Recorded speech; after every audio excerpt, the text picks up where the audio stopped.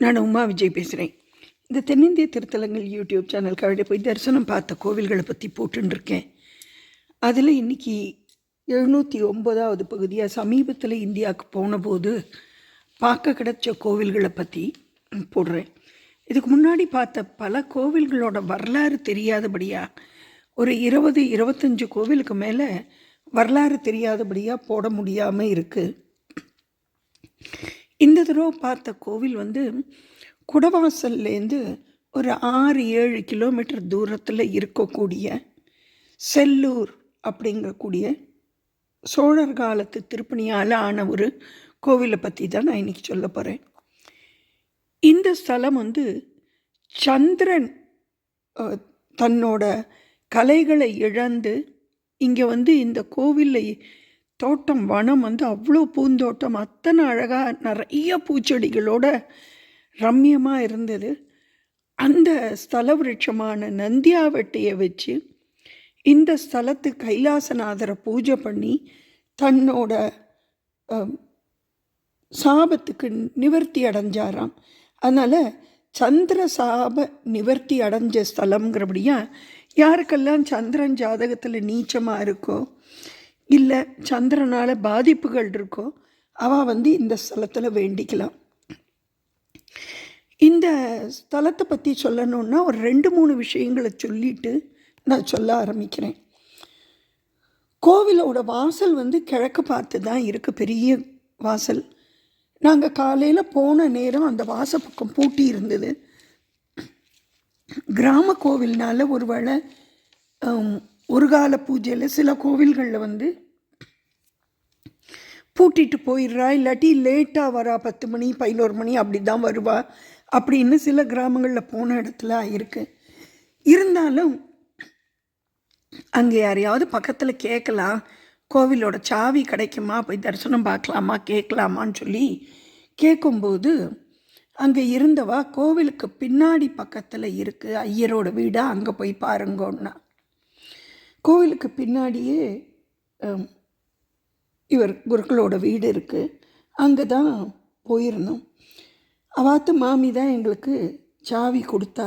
அவளை கதவு திறந்துருந்தது, அங்கே பின்னாடி கோலம் போட்டுருந்தா. அதனால் உள்ளே போங்கோ, பிள்ளை இப்போ வந்துடுவார் அப்படின்னு சொல்லி சொன்னாள். அப்போ சரி, அவள் பிள்ளை வர்ற வரைக்கும் கோவிலை பார்க்கலாமேன்னு சொல்லி சுற்றி வர இருக்கிற மண்டபத்தில் இருக்கிற படங்கள் எல்லாத்தையும், நான் எந்த கோவிலையுமே சுவாமியோட படத்தை எடுக்க மாட்டேன், வெறும் பேர்களை இப்படி எடுத்துட்டு சுற்றி பின்னாடி பக்கமாக, அதாவது மேற்கு வாசல் வழியாக சுற்றிட்டு வந்தேன். அந்த மேற்கு வாசலில் நுழைஞ்ச உடனே இடது பக்கத்தில் பிரகாரம் சுற்றி வரும்போது அங்கே ஒரு மாளிகை திருப்பத்து இருந்தது. அது திருமால் பத்தின்னு சொல்லி சொல்கிறா. அங்கே இருக்கிற சுவாமிகள் சிவலிங்கங்கள் பிரதிஷ்டை பண்ணியிருந்தா. அந்த லிங்கங்கள் வன்மீகர் சுவாமி, அண்ணாமலையார், ஏகாம்பரேஸ்வரர், காளஹஸ்தீஸ்வரர், ஜலகண்டேஸ்வரர், ரிணவிமோசனர், சொக்கநாதர் அப்படின்ட்டு இருந்தது. அது வரிசையாக அதை படிக்கும்போது தான் எனக்கு டக்குன்னு மனசில் தோணித்து, இந்த கோவிலை பற்றி முன்னாடி என்னுடைய உடன்பிறவா சகோதரரான திரு கடம்பூர் விஜய், நிறைய பேருக்கு அவர் தெரியும், ஏன்னா சிவாலய விரும்பி அவர் பதிவு போட்டிருந்தது இந்த கோவில் தானான்ட்டு ஒரு நிமிஷம் நினச்சி பார்த்துனேன். ஆனால் அதில் அவர் 7 சிவலிங்கங்கள் பேரை வன்மீகநாதர், அகஸ்தீஸ்வரர், அதுக்கப்புறமா ஏகாம்பரேஸ்வரர், காளஹஸ்தீஸ்வரர், ஜலகண்டேஸ்வரருக்கு பதிலாக கௌதமேஸ்வரர்னு போட்ட மாதிரி ஞாபகம் எனக்கு. அதான் அந்த பதிவை எடுத்து, ஏன்னா நான் அவர் போட்டதை நிறைய டைரியில் எடுத்து குறித்து வச்சுப்பேன். அதில் பார்த்ததில் அந்த மாதிரி தான் இருந்தது. அப்போது சரி, இந்த மாதிரி பூஜை வேறு சுவாமி பேர் மாறி இருக்கே அப்படின்னு நினச்சிண்டு அப்படி வந்தாக்க சுற்றி வரும்போது அதுக்கப்புறமா பார்த்தேன்னா உங்களுக்கு பைரவர் சன்னதி இருக்குது. ரெட்டை பைரவர் இருக்கா, சூரியன் சந்திரனோடு சேர்ந்து. எல்லாரையும் அப்படி பார்த்துண்டு சுற்றி வரும்போது முன்னாடி பக்கம் வரும்போது அந்த முன்வாசல் பக்கத்தில் பார்த்தேன்னா பிள்ளையார் இடதுபுறத்துலேயும் வலது பக்கத்தில் எப்போவுமே முருகர்ன்ட்டு இருப்பா. இந்த கோவிலில் வித்தியாசமாக அவர் வந்து சுவாமியை வந்து சுவாமிநாத சுவாமி அப்படின்ட்டு முருகருக்கு பேர் வச்சுருந்தார். அதெல்லாத்தையும் சுற்றிட்டு அங்கே இருந்த நந்தியாவட்ட பூ, நிறைய நந்தியாவட்ட பூக்கள் இருந்தது, அரளி மரம் இருந்தது. அதெல்லாத்தையும் அப்படியே சுற்றி பார்த்துட்டு வந்து வாத்தியாருக்கோசரம் வெயிட் பண்ணிட்டு இருந்தேன். கோஷ்டத்தில் இருக்கிற சுவாமிகள் எல்லாரையும் பார்த்தேன். கோஷ்டத்தில் பார்த்தேன்னா தென்முக கடவுள் உள்ளுக்குள்ளே இல்லாமல் தனியாக வெளியில் வர்ற மாதிரி பெருசாக உட்காந்துட்டு இருந்தார். சோழ காலத்துது. அப்படி பார்த்துட்டு இருக்கும்போது அதுக்கப்புறமா அவர் குருக்கள் வந்தபோது அவர் ஒரு சின்ன பிள்ளை தான். அவர் பேர் வித்யாசங்கர்னு பேர். அவரோட அலைபேசி எண்ணையும் நான் கொடுக்குறேன். அவர்கிட்ட பேசிட்டு கோயிலுக்கு போகிறவாளுக்கு வசதியாக இருக்கும்ன்ட்டு. அப்போ கோவிலுக்கு ஏற்ற மாதிரி பெரிய குளம் இருந்தது அந்த கிழக்கு வாசல் கிட்ட இருக்கிற இடத்துல. அவர் மூலியமாக தெரிஞ்சுட்டேன், இந்த முன்னாடி இருந்த கோவிலுக்கு முன்னாடி இருக்கிற இந்த குளம் வந்து அகஸ்தியர் இதயத்துலேருந்து பூஜை பண்ணது. அகஸ்தியர் இதயம்னு அப்புறமா சந்திர தீர்த்தம்னு சொல்கிற, அது என்னன்னு தெரியல அப்படின்னு சொன்னார்.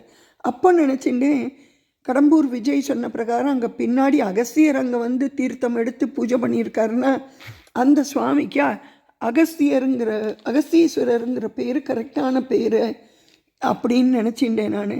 அதுக்கப்புறமா அங்கே இருக்கிற பைரவரை வந்து சூரியன் சந்திரனால் பூஜிக்கப்பட்ட இந்த பைரவர் வந்து புவன பைரவ மூர்த்தி அப்படின்னு சொல்லி கடம்பூர் விஜய் அவர்கள் குறிச்சிருந்தா. ஆனால் இப்போ பார்த்தேன்னா அந்த பேர் வந்து அந்த பைரவரோட பேர் வந்து பால பைரவர் அப்படின்ட்டுருக்கு. இங்கே இந்த ரெண்டு பைரவர் பால பைரவர் கால பைரவர்னு ரெண்டு பேராக கும்பாபிஷேகத்துக்கு போது 2013 நடந்த கும்பாபிஷேகத்து போது வச்சிருக்கா அப்படின்னு. அப்புறம்தான் தெரிய வந்தது, இந்த வன்மீகருங்கிற பேரோ இந்த ஜலகண்டேஸ்வரருங்கிற பேரோ இல்லை அண்ணாமலையாருங்கிற பேரோ கூட இந்த 2013 காலத்தில் தான் மாற்றி அமைக்கப்பட்டிருக்கு அப்படிங்கிறத தெரிஞ்சிக்க முடிஞ்சது. இந்த பிள்ளையார் சுவாமிநாத சுவாமியை பார்த்துட்டு நம்ம மூலஸ்தானத்துக்கு போகிறதுக்கு முன்னாடி பார்த்தோன்னா இடது பக்கம் வலது பக்கம்னு சொல்லிட்டு ரெண்டு பக்கத்துலேயும் வித்தியாசமாக ரெண்டு ஈசன் தனித்தனி சன்னதியில் இருக்கார். அதாவது வலது பக்கத்தில் சட்டநாத சுவாமி திரிபுர சுந்தரி அம்பாளோடையும், இடது பக்கத்தில் நாகநாத சுவாமி மனோன்மணி அம்பாளோடையும் தரிசனம் தரார். அவளை தாண்டிட்டு தான் நம்ம உள்ள மண்டபத்துக்குள்ளே போகிறோம். மண்டபத்துக்குள்ளே போனோம்னாக்க அங்கே கைலாசநாத சுவாமி நமக்கு அருள் புரிகிறார். இந்த கைலாசநாத சுவாமியை நிறைய சித்தர்கள் எல்லாம் வந்து பூஜை பண்ணியிருக்கா அப்படின்னு சொல்லி தெரிஞ்சினேன். அதே மண்டபத்திலேயே நின்றுண்ட மாதிரி நம்ம பார்த்தோம்னா தெற்க பார்த்து இருக்கிற குணாம்பிகைங்கிற இந்த அம்பாள், குணாம்பிகைங்கிற நாமத்தோடு நமக்கு அருள் பாலிக்கிறார். சுவாமி கிழக்க பார்த்து இருக்கார். இந்த குணாம்பிகைங்கிறவாளை வந்து வேண்டிண்டாக்க கணவன் மனைவிக்குள்ள கருத்து வேறுபாடு இருந்தால், குடும்பத்தில் பிரச்சனைகள் இருந்தால் இங்கே வந்து வேண்டிண்டா நிவர்த்தி கிடைக்கிறது அப்படின்னு தெரிஞ்சது. அதை தவிர இந்த கைலாசநாதரை வந்து சாகம்பரி அப்படிங்கிற அம்பாள் இந்த ஸ்தலத்தில் வந்து பூஜை பண்ணினாலாம். சாகம்பரி தேவி பூஜை பண்ணின போது சுவாமி வந்து கரையான் புத்துலேருந்து வெளியில் வந்தாராம். அதனால் இந்த க்ஷேத்திரத்துக்கே வந்து வன்மீக க்ஷேத்திரம் அப்படின்னு சொல்லி ஒரு காலத்தில் அழைக்கப்பட்டிருக்கு அப்படின்னும் அவர் வித்யாசங்கர் அவர் மூலியமாக தெரிஞ்சின்னேன் நான். அதனாலேயோ என்னமோ தெரியல, பின்னாடி அந்த திருமாளிகை 10 இருக்கக்கூடிய ஒரு சிவலிங்கம் வந்து வன்மீகநாதராக காட்சி அளிக்கிறார். இங்கே இந்த ஸ்தலத்தில் என்ன விசேஷம்னா 3 பிள்ளையார், 3 சுப்பிரமணியர், 3 அம்பாள், 3 சிவன். அதாவது மனோன்மணி அம்பாள் சமேத நாகநாத சுவாமி, திரிபுர சுந்தரி அம்பாள் சமேத சட்டநாத சுவாமி, அதுக்கப்புறமா பார்த்தோன்னா குணாம்பிகா சமேத கைலாசநாதர், அதை தவிர இங்கே வந்து பைரவர் 2 பைரவர், பால பைரவர்னு இருக்கார். சூரியன், சந்திரன் எல்லாருமே இருக்கிறது இந்த ஸ்தலத்தில் பார்க்க முடியறது. இங்கே வந்து கோவில் ஏன் கிழக்கு வாசல் மூடி இருக்குது அப்படின்னு சொல்லி கேட்கும்போது, அந்த ஊரில் ஏதோ ஒரு பிரச்சனைனால கிழக்கு வாசலை திறக்காமல் பின்புறமாக தான் கோவிலுக்கு வந்துட்டு போயின்னு இருக்கா அப்படிங்கிற இதை கேட்கும்போது, வேதாரண்யத்தில் சாத்தி இருந்த நடையை திறக்க சொன்ன ஞானசம்பந்தரும் நாவுக்கரசரும் வந்து கிழக்கு வாசலை பாடி திறந்து வச்ச கதையா இந்த கோவிலுக்கும் யாராவது வந்து திறந்து வைக்கணும் அப்படின்னு சொல்லி மனசில் தோணித்தேன்னா, வெளியிலேருந்து வர்றவாளுக்கு கிழக்கு வாசல் பூட்டி இருந்ததுன்னா கோவில் பூட்டி இருக்குன்னு போயிடுவா. யாரும் சாவி இருக்கான்னு கேட்டு போவாளான்னு எனக்கு தெரியல. போவாளா இருக்கும், ஆனால் அப்படி இல்லாமல் விடுபட்டு போயிடுமோங்கிற ஒரு கவலையும் இருக்குது. ஏன்னா அவ்வளவு நல்ல க்ஷேத்திரம், 1000 வருஷத்துக்கு மேலே பழமையானது. ஒருவேளை இந்த கோவிலையும் வந்து ஒரு வைப்புஸ்தலமாக கூட இருந்திருக்கலாம், இவ்வளோ பிரசித்தியான கோவில். இந்த ஸ்தலத்தில் இருக்கக்கூடிய இந்த ஸ்தலத்தில் வந்து அகஸ்திய முனிவர் வந்து நட்சத்திர சுத்த மந்திரத்தை வழிபாடு பண்ணியிருக்காருங்கிறத திரு கடம்பூர் விஜயோட குறிப்பில் குறிப்பிட்டிருந்ததையும் நான் இங்கே சொல்லணும். அப்படி சக்தி வாய்ந்த இந்த கோவிலோட கிழக்கு வாசல் மூடி இருக்குன்னு பார்க்காம போயிடக்கூடாதுங்கிறது ஒன்று. ரெண்டாவது, அந்த மாமி நான் முதல்ல பார்த்தேன் இல்லையா, இந்த குருக்களோட அம்மாவை தான் நான் முதல்ல பார்த்தேன். அவள் சொன்னது வந்து இந்த கோவிலில் என்னோட பிள்ளைக்கு மாத சம்பளம் 50 ரூபா அப்படின்னு சொன்னான். இந்தியாவில் சில பேர்லாம் 5 ரூபான்னு சொல்கிறா, அது 5 லட்சமாகவும் இருக்குது, 50,000மாகவும் இருக்குது, 50 லட்சமாகவும் இருக்குது. அதுக்கோசரம் 50,000 சம்பளமானு கேட்டேன். இல்லை மாமி, 50 ரூபா சம்பளம், மாதம் 2 மூட்டை நெல் கிடைக்கிறது, அப்புறமா 50 ரூபா தான் பைசாவாக கிடைக்கிறது அப்படின்னு சொல்லி சொன்னான். இன்னி காலத்துக்கு ஒரு வேளை சாப்பாடு கூட 50 ரூபாய்க்கு வாங்கி சாப்பிட முடியாது. என்னதான் நெல் மூட்டை உங்களுக்கு ஒரு நெல் மூட்டை 2,500 ரூபா 3,000 ரூபான்னு சொல்லி அதில் ஒரு 5,000 ரூபான்னா கூட அது வந்து ஒரு பணத்துக்கு வசதியாக இருக்குமா? 50 ரூபா பணம்ங்கிறது வந்து குறைவாக தோணினது எனக்கு. அப்போ அதே நேரத்தில் எனக்கு வேறு ஒரு கோவிலுக்கு, கண்ணாரக்குடின்னு சொல்லிட்டு திருப்பனந்தாள் பக்கத்தில் இருக்கிற கோவிலுக்கு யாராவது பூஜைக்கு ஆள் வேணும்னு சொல்லி சொன்னது ஞாபகம் வந்தது. அப்போ இந்த பிள்ளைகிட்ட நான் கேட்டேன், இந்த மாதிரி வேறு ஒரு கோவில் இருக்குது, அங்கே போய் நீங்கள் வேலை செய்கிறீங்களான்னு சொல்லி கேட்டேன். என்ன இங்கே 50 ரூபாயா இருக்கேன்னு சொல்லி. அப்போ அவர் சொன்ன வார்த்தை வந்து, இல்லை இந்த கோவில் பரம்பரையாக நாங்கள் பூஜை பண்ணிட்டு வரோம், தாத்தா காலத்துலேருந்து இருக்குது, அப்பா தவறி போய் 1 வருஷம் இப்போ தான் ஆறுது, நேற்று அதாவது நான் போன அன்னைக்கு முந்தின நாள் தான் வருஷாப்திகம் முடிஞ்சிருக்கு, அப்பா பூஜை பண்ண சுவாமியை நான் தொடர்ந்து பூஜை பண்ணணும், அதனாலே நான் வெளியில் வேறு எங்கேயும் போக மாட்டேன் அப்படின்னு சொல்லி சொன்னார். இப்படி பரம்பரையாக இருக்குங்கிறதுக்கோசரம் அந்த தெய்வத்துக்கு பூஜை பண்ணணும்னு சொல்லி ஜனங்கள் இருக்கிறதுனால தானோ என்னமோ இந்த பாரத தேசத்தில், அதுவும் தமிழ்நாட்டில் மழை பெஞ்சின்னு இருக்கு அப்படின்னு நினச்சின்னேன்.